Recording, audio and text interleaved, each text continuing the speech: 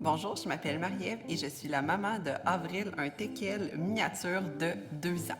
J'ai pris Avril dans un élevage familial lorsqu'elle avait 7 semaines. Initialement, j'étais supposée de l'avoir à 8 semaines, mais à cause de la pandémie, les barrières allaient fermer. Donc, c'est sûr que ça a joué un petit peu sur notre problématique. Avril, c'était mon premier chien. J'ai toujours rêvé d'avoir un chien et ça n'a jamais été possible. Mes parents ne voulaient pas. Après, j'avais pas de maison. Puis après, j'avais juste un horaire de fou. Mais là, bingo, la pandémie est arrivée. Je venais de me faire rembourser un voyage. J'étais en télétravail. Toutes les cartes étaient alignées pour que j'aille mon petit teckel. Je mentirais si je dirais pas qu'Avril, ça a été un achat un peu impulsif. On m'avait tagué dans une publication. J'avais vu ça, je connaissais la personne. J'ai dit, let's go, je m'achète un teckel. Donc, c'est comme ça que notre histoire a commencé. J'étais allée la voir la première fois quand elle avait 4 semaines, puis j'étais tellement emballée. Là, j'ai commencé à me préparer, achat de la cage, les accessoires, nourriture. J'avais même lu, barre en barre, comment éduquer un chiot pour les nuls. Donc, dans ma tête, j'étais prête. Ça allait bien aller, je me sentais confiante. Et là, bang, la première nuit arrive.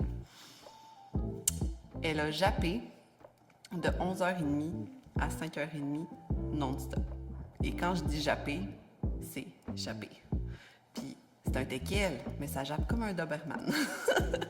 Et ça n'a pas été une nuit, ça a été 15 nuits. En fait, 15 nuits jusqu'à temps que j'aille ma première rencontre avec Emma. Vu qu'elle avait 9 semaines dans ce temps-là, à peu près. J'avais pas consulté d'autres éducateurs avant elle, ça a été une bonne référence, mais tout mon entourage me donnait des petits trucs. Donc, j'avais essayé la cage près de moi, la cage dans une autre pièce, une cage à l'étage. Après, j'avais essayé, va la voir, va pas la voir, donne-y de l'amour, donne-y pas de l'amour. Je faisais tout parce que je voulais tellement que ça marche, mais il n'y a rien qui marchait pas. Fait que, tu sais, après 15 nuits sans dormir, puis à travailler au temps plein, t'es un peu au bout du rouleau. Fait que c'était un peu mon mindset quand j'ai rencontré Emma. J'étais vraiment... je voulais que ça marche. Puis ça a vraiment bien été. Dès notre première rencontre, je me suis vraiment sentie super en confiance parce que je me suis sentie vraiment prise en charge. On a pris vraiment le temps qu'elle m'explique c'est quoi la communication, comment communiquer efficacement avec son chien, d'avoir établir une belle relation avec elle. Puis à la fin de notre rencontre, on a établi 2 protocoles. Il y avait un protocole pour le sommeil, puis on avait un protocole pour développer notre communication. Fait que si je me rappelle bien, on avait vraiment travaillé au niveau du marqueur, le chip, et le relâchement, le hockey. Puis dès la première nuit, j'ai eu un résultat incroyable. On avait mis la cage sur ma table qui était face à mon lit. Elle a jappé juste 5 minutes, puis après... Ah! Alors je me suis dit, Emma, c'est un dieu, je vais écouter tout ce qu'elle va me dire. Ce que j'ai vraiment aimé d'Emma, c'est qu'on avait vraiment une belle disponibilité. Le lendemain, tout de suite, elle m'a écrit comment ça a été ta nuit. Et j'ai pas dormi de la nuit, je pensais à toi. Je voulais que ça se passe tellement bien. Puis, tu sais, comment ça fonctionne avec Emma, là, tu sais, j'ai eu à peu près, si je me trompe pas, j'ai été suivie aux 2 semaines pendant les premiers mois. Après, à chaque mois.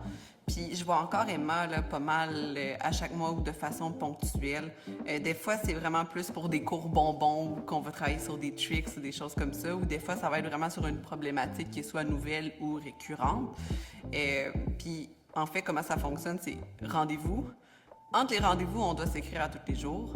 Je filme une vidéo, elle me donne une rétroaction. Je refilme une vidéo, elle me donne une autre rétroaction.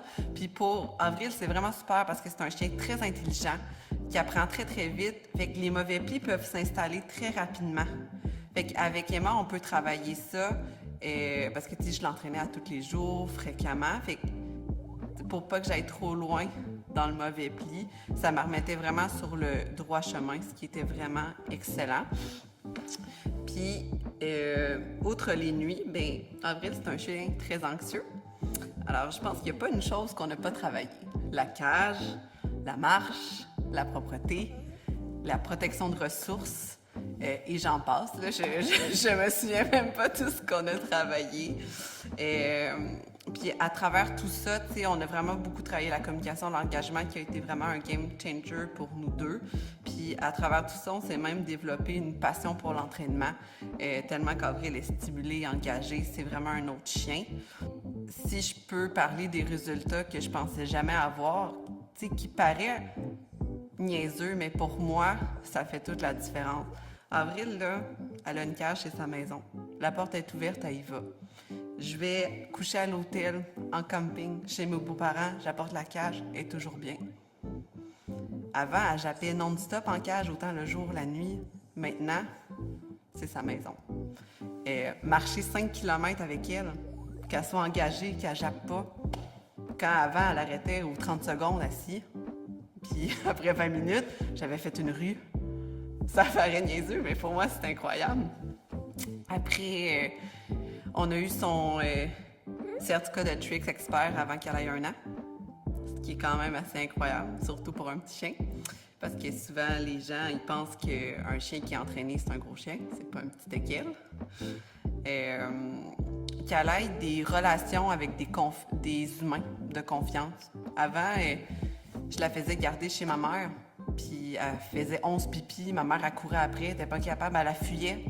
Maintenant, ma mère, elle vient, tout de suite, elle court vers la porte, elle chigne, flatte-moi bédaine, je t'aime mamie, toujours sur elle. Elle est capable de créer des liens de confiance avec certaines personnes, même que je sois ici, devant 2 personnes en train de filmer, c'est incroyable.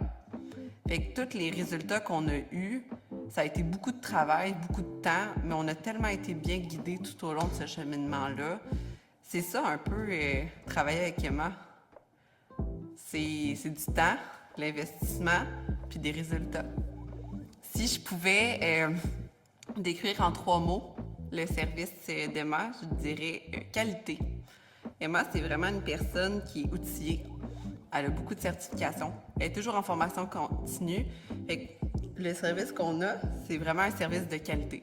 Vraiment à la top notch.